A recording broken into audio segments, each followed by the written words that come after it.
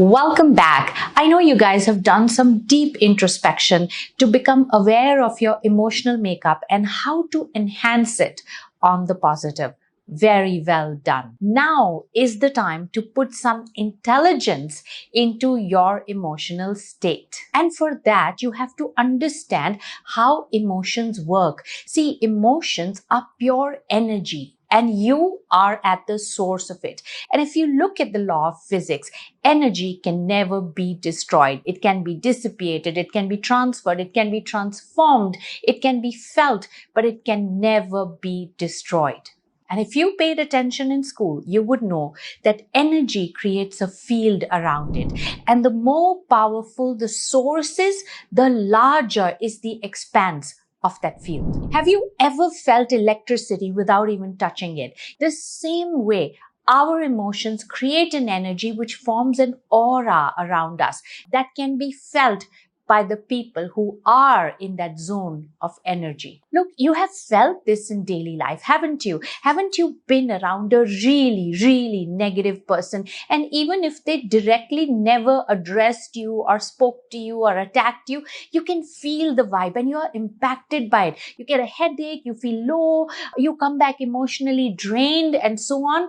And then you have been around positive people and they never even looked at you. You were just in their vibration, you were just in their zone, you were just in their magnetic field, in their energy field, and you were uplifted and you were empowered and you felt the confidence, I want to do something. That person never even knew you or spoke to you or acknowledged you, but you picked it up. That is how powerful energy is, and emotion is energy. Now let me tell you a fact that energy will find its own level, which means that when two terminals meet, that when two sources of energy meet, let's say you are at this level and another person is at this level, you're very highly positive and the other person is low and negative. Do you know, when you come in each other's company, energy finds its own level. So either this person is going to match up to your level. Now, what are the chances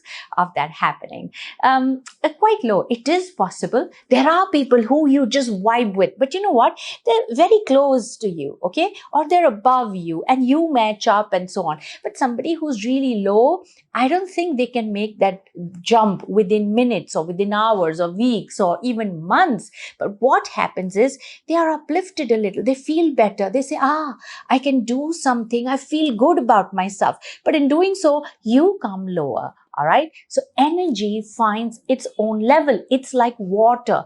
You know, it's Pascal's law, which says water seeks its own level. What that means is, even if you have a lopsided container, even if you have a round container, whatever the shape of the container, the water will find its own level. And that is how emotions and energy works. So let's say you're a very emotional person with a positive bent and you are in the company of emotional people with a negative bent. Now what's going to happen? In their company, you'll become a little more reserved, you'll become a little more conservative and sometimes even borderline negative. Okay? And now what's going to happen to these people? They'll feel a little uplifted and empowered and a little better about themselves.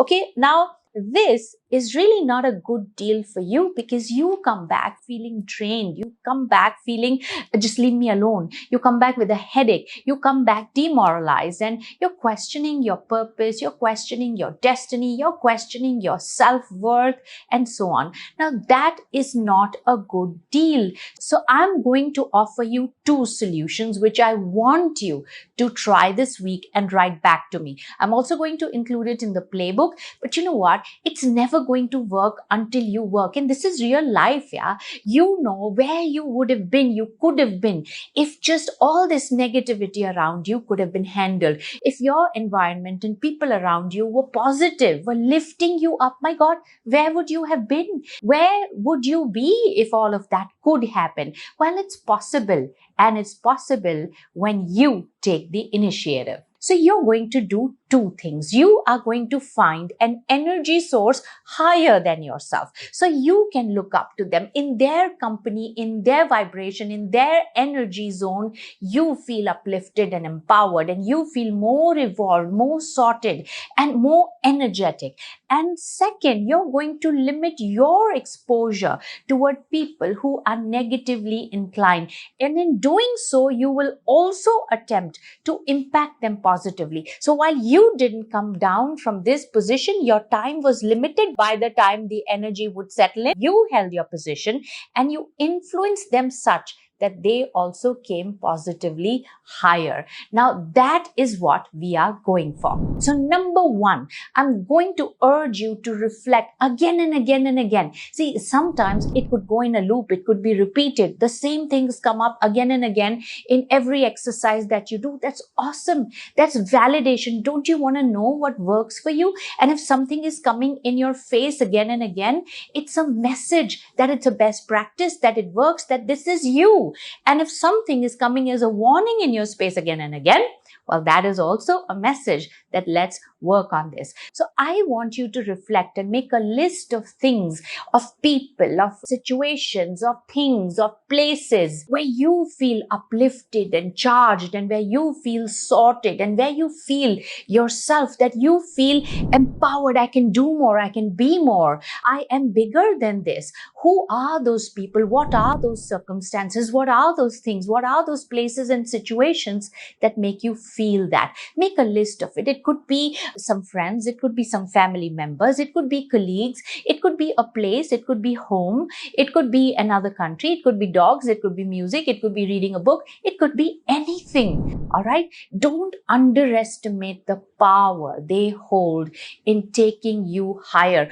All it takes is one really negative soul to add so much venom and confusion in your life that one day you will look back and say, hey, if this person was not in my life, I would have made it by now. I would have done this faster. I could have been better. So don't underestimate the power even those positive people and positive things and positive places have. So make that list. Acknowledge it. Now, while you do this, add these in your daily planner. So if reading is what makes you feel empowered, do not leave your house until you have read something. If a person makes you feel amazing and super confident, spend 2 minutes. There's great power in even a 2-minute conversation. You know, there are people in my life who I feel even just, a little exposure to them sets me up. And there would be so many times I would call this friend in London, and sometimes her answering machine would go on, hi, this is Gisela, and so on. And I would just listen to that, leave a message, and my day was made. It was that powerful. Just knowing that she's there, just knowing that I could communicate with her, even if it is on voicemail, it's perfectly okay. These rituals of empowerment, exposing yourself to positive emotional states and energy is so powerful. It's like food for the soul, food for your mind, food for your emotional, mental makeup. You know how if you don't eat food all day, you feel low, you feel drained, you then will collapse. Same way, you got to feed yourself. And I'll tell you this because I do this, and I'm not going to tell you something I don't do and practice myself. On the days that I feel I've had a bad day, or I'm drained, or I really can't do this, I'm lost, I'm confused, or there was too much chaos in my environment, I can track it back to I violated the ritual. Hey, where was my reading today? Who did I speak to? Did you even listen to music? You understand what I'm saying? And that has given me more awareness to participate consciously in things that are good. So why complain? Oh, the world is so negative. Hey, you also have exposure to positive things that are in your hand. Why are you not using it? Why are you not feeding yourself? Why is the world feeding you things involuntarily? Where is your power of choice that you have to make with your time and with your life? Exercise it. Otherwise, it's just a list that's going to sit in your notebook somewhere catching dust. Then obviously, you know the second logical step by now. Reflect and make a list of things and people and places and circumstances and situations and objects, or whatever it is that brings out the worst in you, that makes you irritated, that drains you, that, you come out and you feel, oh my God, just leave me alone, that you find it difficult now to gather yourself and to even be yourself, that sometimes you forget who you are. You start to question your confidence, your purpose in life. Hey, make the entire list. Who is doing that to you? At least be aware of that versus saying, I don't know why I feel low. You know why you feel low. Who was it? What was it? What circumstance was it? What place was it? What did you eat? You get what I'm saying? Get to the bottom of it and stop saying, I don't know. You know. Where is your awareness? Can't you see? You were right there. Go back to a point where you were feeling very good. Then what happened? Who did you meet? Who did you speak to? Where did you go? Etc. Now make that list, because that list is going to be life changing. You need to know what pulls out the negativity from you. It is there. It's dormant. It's little. But who's bringing it out into power? What is bringing it out into power? You need to be aware of that. Once you've identified it, what do? Well, limit your exposure with them. You can't get rid of these people. And even if you get rid of these people, you'll find them again. You find them in every organization. You find them in every community. You find them everywhere. You have to limit your exposure with them. And second, you have to prepare yourself before you get into their company. So I know very well these are the people I really don't get along with. It's not their fault. It's not my fault. We are just not on the same level. We're not on the same vibration. It's okay. It works for them. It suits them. They love it. That's why they behave like this. I don't. All right. So it's very cut to cut conversation. While I could sit with you for 2 hours and yap, I will limit point to point what work I have, what is my agenda, and finish it. And second, prepare and brace yourself before you get into their zone, their environment, their area of influence, or even in communication with them. So let me give you an example. So there are people I don't particularly get along with. Like I said, nobody's fault. I know that 10-minute conversation also will drain me, because we just don't vibe. We just don't gel well. So before I make that call, I will take 30 seconds and calm myself down and decide what my response is going to be. It's going to be a smile and say, I understand. This is not my cup of tea, but I will make it happen. Sometimes I listen to music, and if this was my energy level and emotional state, I will take it higher. You know why? Because I know it's going to come down in that conversation. I will not make that call or write that email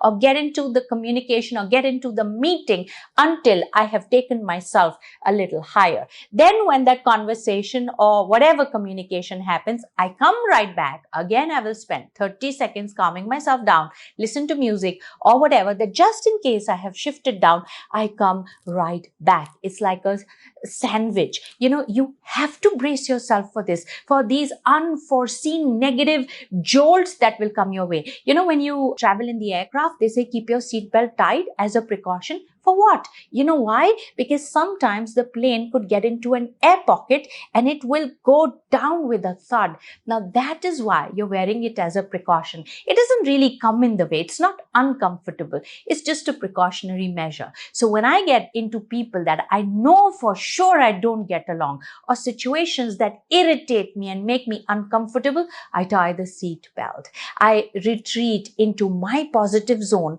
and raise myself higher. And you know what happens in the bargain sometimes?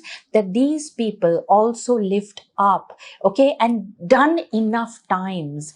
Who knows? One day they will come to this level and vibe with you and gel with you. So I want you to do this and practice this until it becomes second nature, until you don't have to think about it. You see, whatever in your life is on auto mode or is a habit, how did it happen? Through repetition over time. And you are going to make a high emotional state intelligently in your favor through practice and through repetition. You are an emotional person. You just have to express it intelligently, because the minute you step out into the world, you are subject to a two-way expression, and you have to be really, really smart to hold your ground. And if you aspire for the position of leadership and greatness, also lift others without lowering yourself. So before I go, I'm going to leave you with these two beautiful quotes. Never let your emotions